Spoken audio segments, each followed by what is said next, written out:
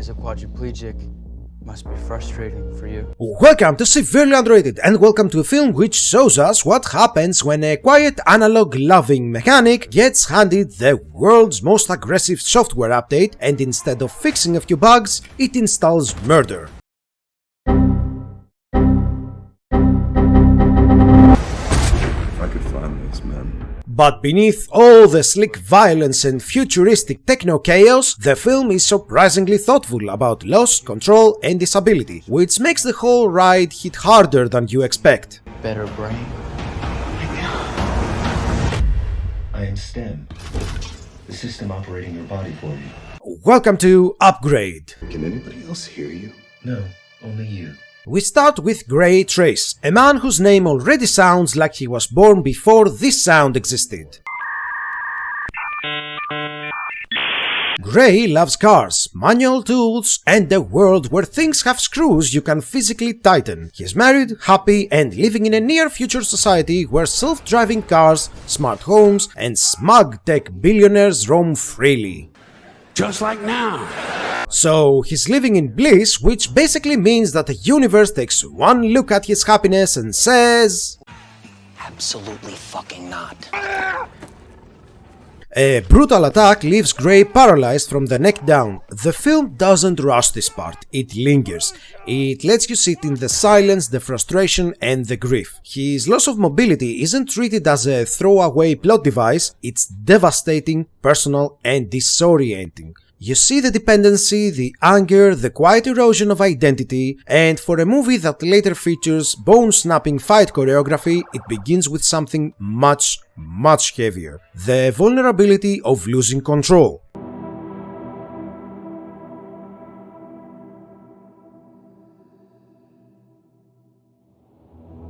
Enter STEM, a tiny experimental computer chip created by a tech genius who absolutely has, I sleep in a minimalistic glass cube energy. STEM is implanted in Gray's spine, restoring his mobility. Oh my god. Now try to stand.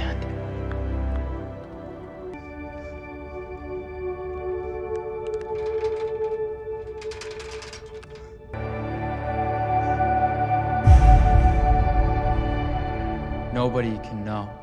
But it doesn't just give him back movement, it offers to drive. And when Gray says yes, the movie shifts gears so violently you get whiplash in the best possible way. Sam, he's got a knife! Sam! I can see that.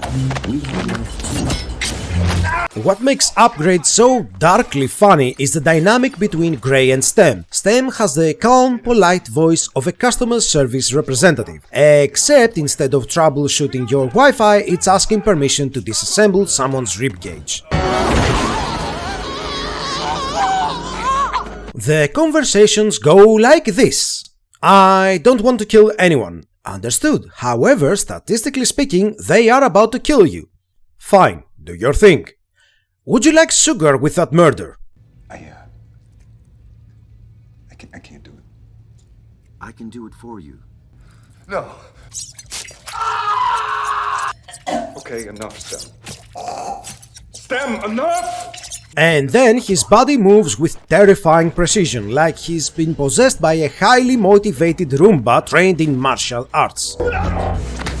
The fight scenes are where the movie becomes gleefully unhinged. Gray's body jerks and pivots with robotic efficiency, while his face looks like he's watching his own limbs commit crimes without prior approval. It's half action ballet, half existential crisis. He smashes enemies with surgical brutality while maintaining the expression of a man who just found out his phone autocorrected something embarrassing. Yet beneath the chaos, the film never loses sight of its central tension: autonomy.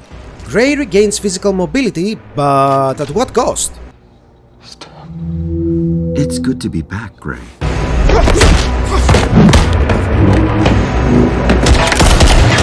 STEM doesn't just assist, it suggests, persuades, and calculates. It optimizes. The film cleverly flips the idea of empowerment into something more complicated. Regaining movement feels liberating, but surrendering control is its own kind of vulnerability. I don't run this company anymore. I haven't for years. The movie doesn't mock disability or use it cheaply. Instead, it explores the emotional and ethical weight of dependence on technology, on systems, on something that promises to help.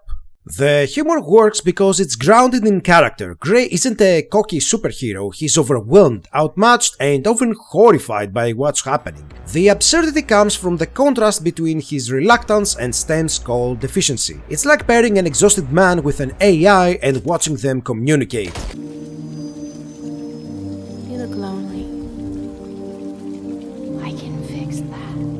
Upgrade is more than a revenge thriller with a killer gimmick. It's a story about grief, agency, and what it means to reclaim power, even when that power isn't entirely yours. It's tense, smart, darkly funny, and just self-aware enough to know how wild its premise is without undercutting its emotional core. We're going to finish the job we started. See ya, boys and gals, and remember to be nice to one another, have fun, leave a comment, like, share, and subscribe for more videos. You look lonely.